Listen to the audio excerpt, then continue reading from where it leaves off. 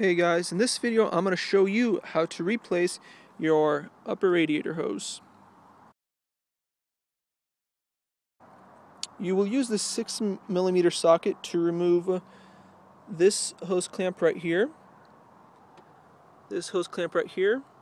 and then there is one more hose clamp right in here.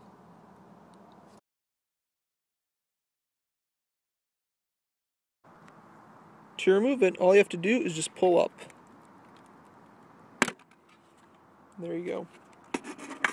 And it gives you a little bit easier access to the bolt.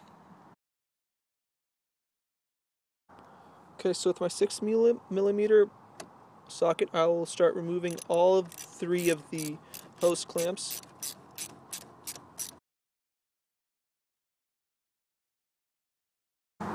To remove that little bolt right there, what I'll be using is a swivel-like extension, so that once I attach this, you can see that it actually swivels. It makes it a little easier to get to it. Okay, so with the hose clamp removed, I will be putting my bucket under here to catch as much coolant as possible. To make it easier, I'm just going to remove this plastic thing. There we go. Okay, so I got my bucket right under there. I'm going to be carefully removing this hose to try to catch as much coolant as possible. Okay, I'm removing the hose. It shouldn't be full because some of the coolant leaked out, but there's still going to be some coolant in the hose.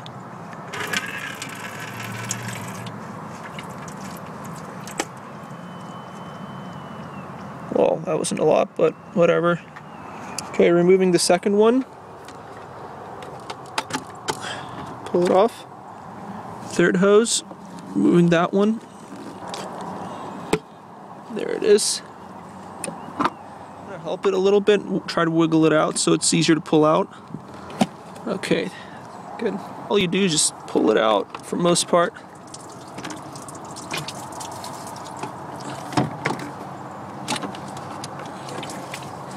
Okay, needs a little help. Okay, now that I pulled the other end through, I can just pull the hose out.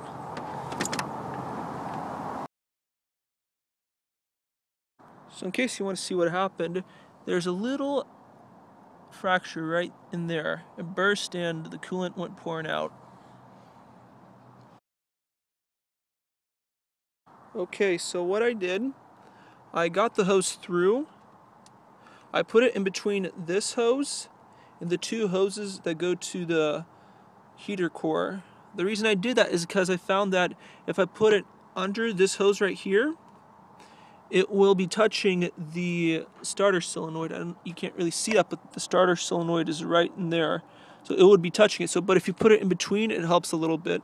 So now what I'm going to do is put the clamp on and start tightening putting the hoses back on. Okay, with my clamp on, I'm going to be sliding this hose on to where it goes. This goes on pretty easily. I'm going to slide the clamp on so I don't forget it. This hose right here that goes to the radiator should be pretty easy. It's not the easiest, but it's going to be slide onto there. This third hose, the last time I replaced this hose, it was a pain to put on, so it might take a little bit of time to get it on there.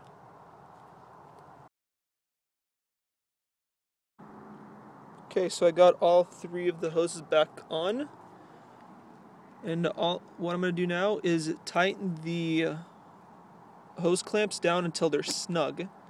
Once it's snug, that's about good enough. Okay, so I got all 3 hose clamps back on.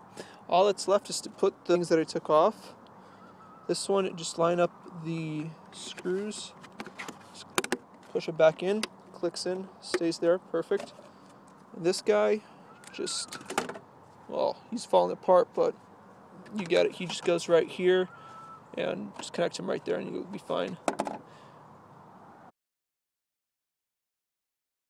Okay, so well, I got the new hose on, so all that's left is to refill the system with coolant, but I already have another video on that, so you can just watch that later.